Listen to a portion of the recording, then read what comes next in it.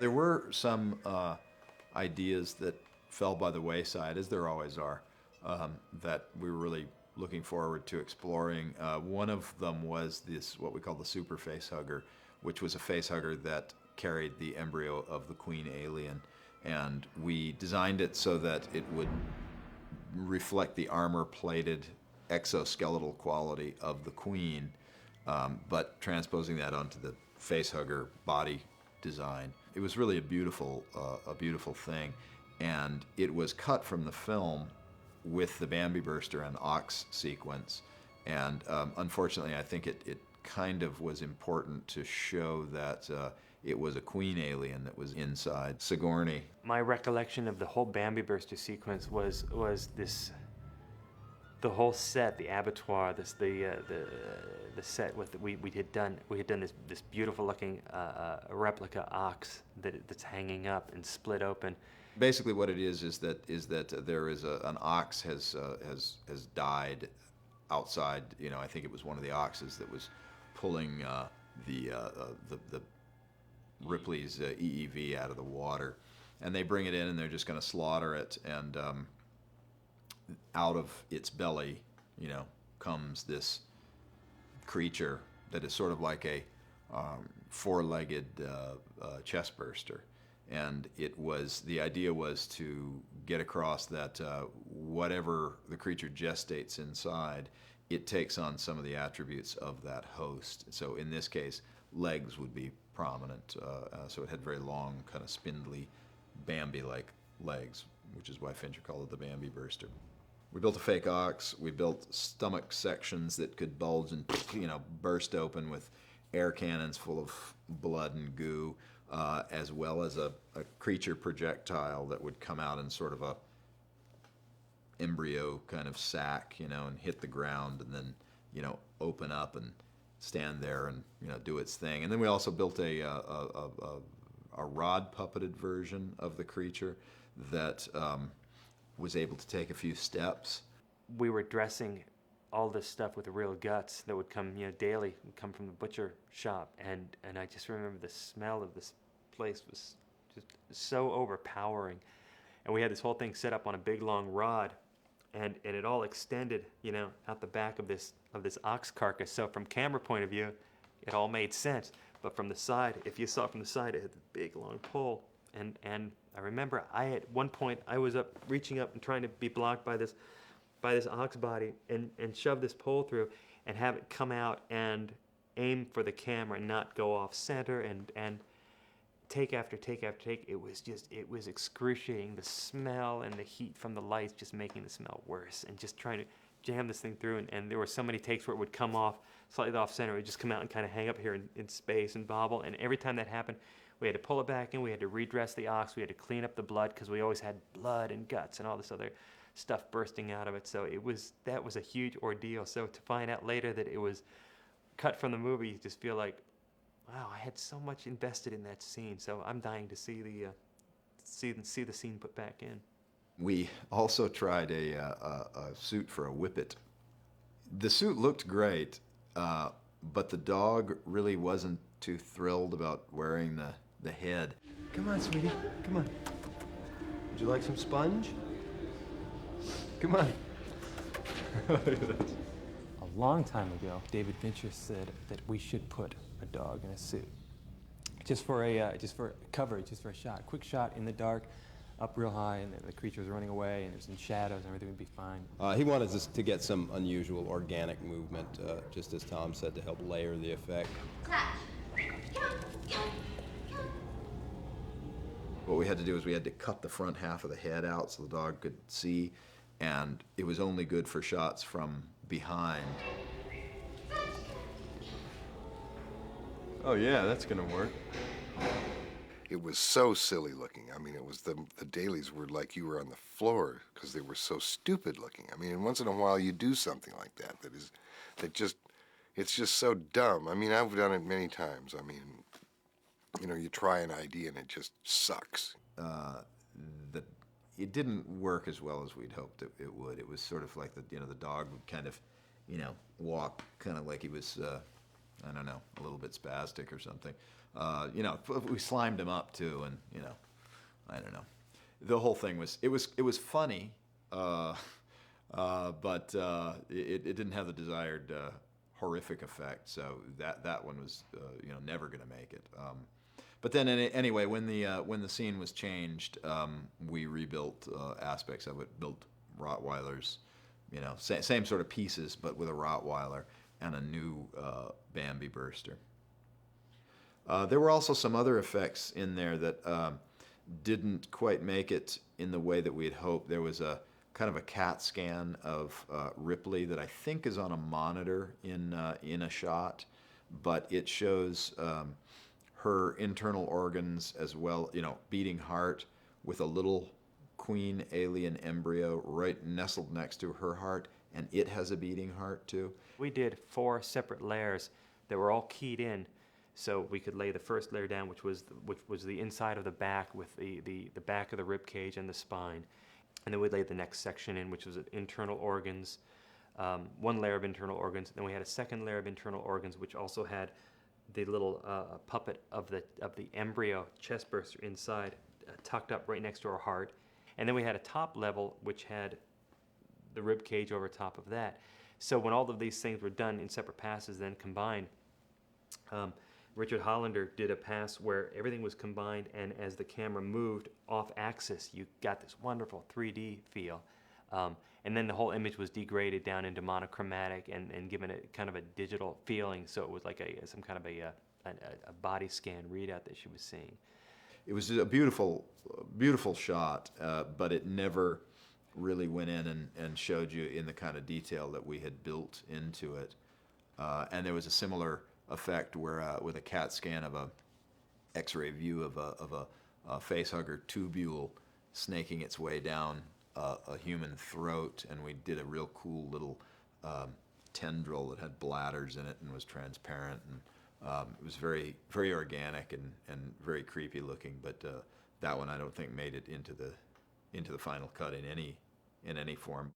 When Ripley brings Bishop back up, powers him up again, gets some information from him, that was probably one of my favorite effects, because we really got to take something that was a cool character, the Lance Henriksen character, and to do him in such a way that had not been done before as a total animatronic. And here's the talking bishop. Well, the first aborted try.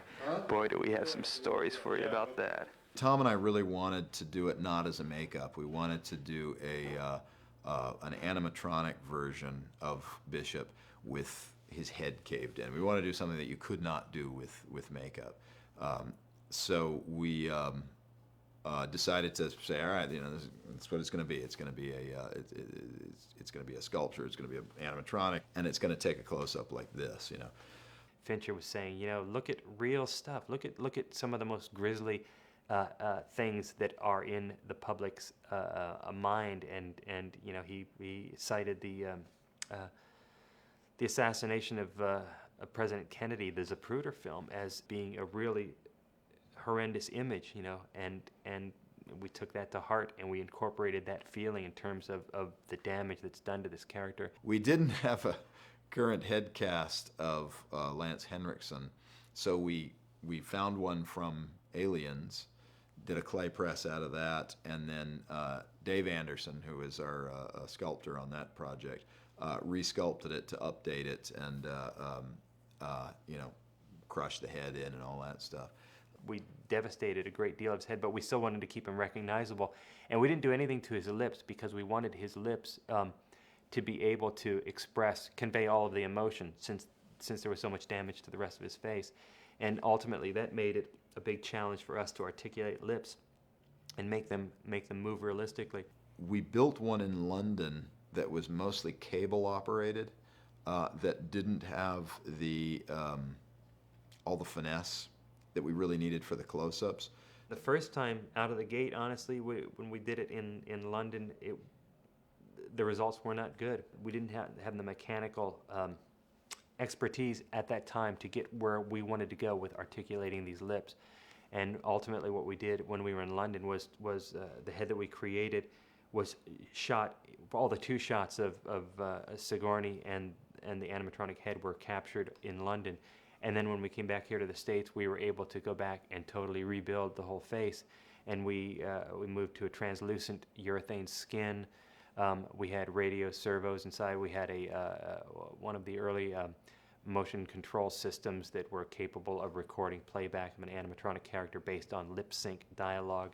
And we felt that we got all of those beats down properly and actually locked in a performance of these lips, which sounds like such a simple thing, but the truth is, it was at the time it was a big thing. It was, it had rarely been done before, and especially with the advances that we were trying to make in synthetic skins and the performance of the puppet, it was a big chore to pull off, and took some time. Playback. It's okay. Just a glorified toaster. How are you? I like your new haircut. Got it. Very nice.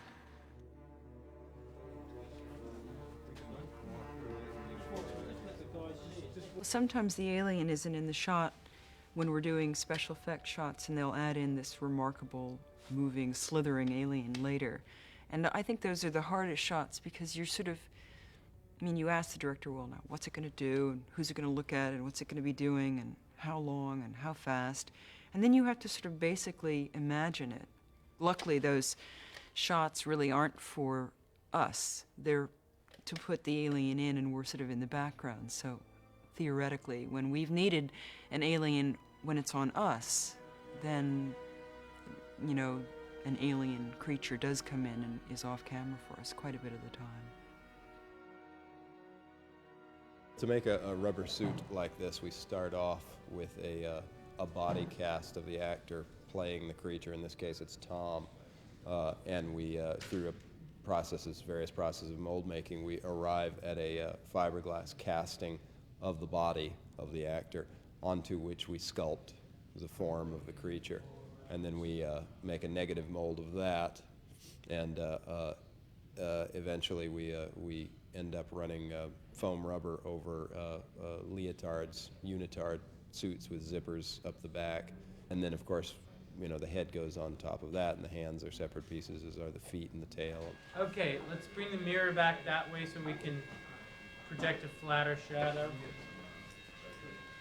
Sometimes David is just shooting shapes behind a plastic curtain or a shadow on the wall, and it's the actual cosmetic look is not very critical at that point. It's just getting the suit on so it's got the right silhouette, and that takes maybe half an hour. But if it's going to be like a real beauty shot where you're seeing the creature, then we've got to start gluing down the hands and the feet, almost like a cosmetic blend. It has to be glued down, and then we stipple latex over the top of that and rub some of that off to give it the appearance of the sloughing skin. And the head gets glued down. Everything gets glued down, and all of that, and fitting the head. If it's a cable-operated head, which has all the movement of the face and the jaw and everything, it can take up to an hour just to get everything looking the way we want it to look before we go on set. We have several different heads for the adult alien, starting with the most crude and basic. We have our stunt heads, which essentially don't do anything but look good, and they're more flexible and so on, so there's nothing inside them that's going to shatter and injure a stuntman or Tom. We also have our expression head, which is a cable-operated head, which gives us all our snarling and drooling and the finer articulation. We have a radio control head, which essentially does the same thing as the cable head, although it's a little less refined. It is able to give us expressions without having to have cables trailing off of the creature for those shots where you need to see more of it and so on. And then finally we have the attack head, which is the head that does the dirty work, the killing and biting. It's a pneumatic apparatus that fires a heavy tongue, polyester tongue out of the head and punches holes in the victim's skulls. I do have an odd relationship with the alien. The Tom, the person who plays the alien, is a very funny fellow, and a real wisecracker. And yet when he's in the suit, I've told him this, I just think he's brilliant. I feel like he's become an actor doing this job because he's so in touch with this creature's, you know, I mean, they say that if you work from the outside in and you take on all the traits of someone, you become that person. That's one way of working on a role, and I think that's what's happened to Tom. It's the final opportunity we have to present this thing on screen the way we really want it to look. We can sculpt this thing, design and sculpt a creature, and manufacture the pieces, and you put it on a stuntman, and it's out of your control. It may look good, but if it's not moving right or moving the way we intend it to move, you're going to lose the benefit of what we had in mind. So this is like the final chance. I'm in the suit, and Alec can stand back and look at it, and we've talked about the way the creature should move and the way it should look. It's like that's our final chance to tie everything up. There was one scene where I confront the alien directly with my torch and everything, and I thought that Tom was very, I mean, considering the fact that he can't really see me, I thought he was really being very specific and good that day. And one time I went around the corner and I heard Fincher talking to Tommy. Apparently he could talk directly into this earpiece, and he was saying, "You hate that bitch, you hate that bald bitch, get her, there's that torch again, you hate that torch even more than her, all right, get her this time," you know, and it was like he was just whipping Tom into this lather of hatred, you know, and it was wonderful. I know on the first, on Alien 3, the first time I put the alien suit on, and you're putting this thing on, it's just thin foam rubber, you're looking down, you're going, hey, the alien's got love handles. And we decided, you know what, for the next, we didn't have to shoot for a couple of months. I'm just gonna eat crackers and vegetables, and that's what I'm gonna stick to. And so there was, that was the first time where I had to really kind of run backwards a little bit and try to get caught up with where I should have been. Tom, more. Yeah, more. Get that.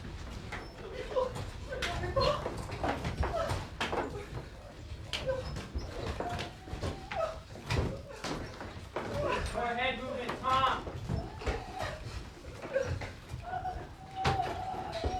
Got it? For Tom's vision and his breathing, what we did was we designed into the neck eye holes and air holes. Tom's head is actually in the neck of the creature. So, you cut little holes, put some screen across it, that sort of thing. There really isn't the room in these to do the more sophisticated, goggles and, all that sort of stuff. Plus the slime and all that. You want to have as few electronics in the thing as possible. And action. A little bit high, but still not bad, is it? Better. Okay, you want a little bit high. Yeah, that's better anyway. Bring him down.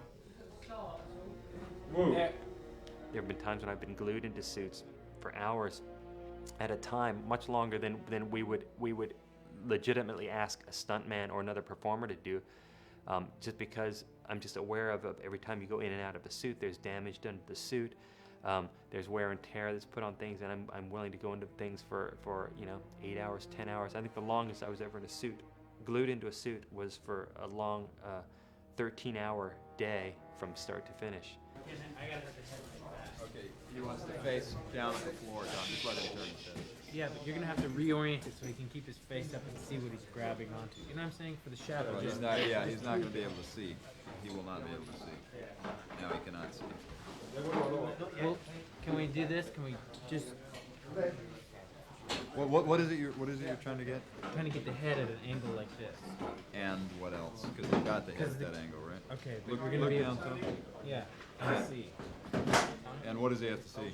He's just gotta grab the guy and just like Okay, well maybe he can do it by feeling. Maybe he can grab me. Okay, grab my head. Okay, take your hands down. Now grab my head. Faster. There we go. And it's Okay, now head up a bit. Okay, now do the grab. And then he's gonna be holding him like this. And the guy's gonna be like that kind of stuff. Do you want him on the roster, or is it fine? We're gonna need him on. I don't know. We had such a great relationship with Fincher that it made it very pleasant. He knows exactly what he wants. He communicates it very well, and he pushes you. You look at his body of work and you say, okay, I've got to be up to snuff with what this guy does, and that's always a healthy thing. I think you have to always want to excel. If you're just doing the same thing over and over again, then you're not improving, and you're probably sliding backwards, but you're not aware of it. So I think Fincher was very good at motivating at least us, you know, to get the best out of us.